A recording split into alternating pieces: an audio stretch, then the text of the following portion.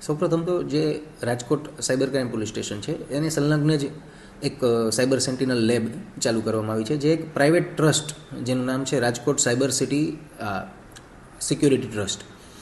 એ ટ્રસ્ટનું ચેરમેન પદ માનનીય સીપી સાહેબ, રાજકોટ સીપી સાહેબ પાસે છે, અને એમાં સભ્યો તરીકે additional CP sir, DCP crime sir તથા એસીપી સાયબર ક્રાઇમ હોય છે, અને સાથે સાથે 8 ઉદ્યોગપતિઓ પણ એના સભ્યો છે.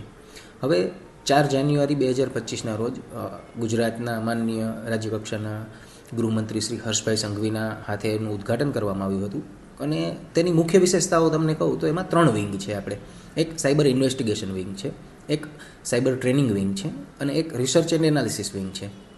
હવે એનું મુખ્ય કાર્ય શું છે તો કે સૌથી પહેલું, જે પણ પ્રકારના સાયબર ક્રાઇમ્સ થાય છે, જેમ કે ફાઇનાન્શિયલ ફ્રોડ થઈ ગયો, સોશિયલ મીડિયા રિલેટેડ ક્રાઇમ થઈ ગયા, ઇમેજ મોર્ફિંગ છે, જેમાં આ સાથે ડીપ ફેક્સ કે જેમાં ફેક ઇમેજીસ બનાવવામાં આવતી હોય છે લોકોની અને એને પોસ્ટ કરવામાં આવતી હોય છે. આ ઉપરાંત ફાઇનાન્શિયલ ફ્રોડમાં અલગ અલગ પ્રકારના ફાઇનાન્શિયલ ફ્રોડ હોય છે, જેમ કે ટાસ્ક ફ્રોડ છે, ઇન્વેસ્ટમેન્ટ ફ્રોડ છે, ડિજિટલ અરેસ્ટ છે. તો આ તમામ પ્રકારના જે સાયબર ક્રાઇમ્સ થઈ રહ્યા છે એક ક્ષેત્રમાં ઇન્વેસ્ટિગેશન માટે ડિફરન્ટ ટાઈપ્સના ટૂલ હોય છે. માલ્ટેગો ટૂલ છે, સોફ્ટવેર છે, રિવર્સ એન્જિનિયરિંગ ટૂલ્સ હોય છે, યુફેડ સિસ્ટમ છે. એ બધી સિસ્ટમ્સ છે એ એન રીતે આપણને ઇન્વેસ્ટિગેશનમાં હેલ્પફુલ થતી હોય છે.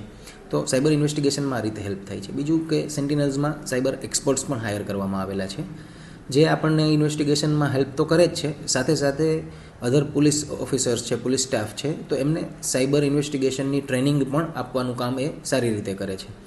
એના સાથે સાથે ત્રીજી વિંગ જે રિસર્ચ એન્ડ એનાલિસિસ વિંગ છે, તો એ અલગ અલગ પ્રકારના સોફ્ટવેર્સ બનાવવા, પછી નવી રીત ઇન્વેસ્ટિગેશનની લાવવી, એ બાબતો પર રિસર્ચ કરે છે, જેથી આપણે આપણા ઇન્વેસ્ટિગેશનને વધારે મજબૂત બનાવી શકીએ અને આરોપીઓ સુધી પહોંચી અને તેમને સજા કરાવી શકીએ, જેથી કરીને લોકોમાં સાયબર ક્રાઇમ કરતાં ડર બેસે અને સાયબર ક્રાઇમની ઘટનાઓને અંતિમ રૂપમાં ઘટાડી શકાય.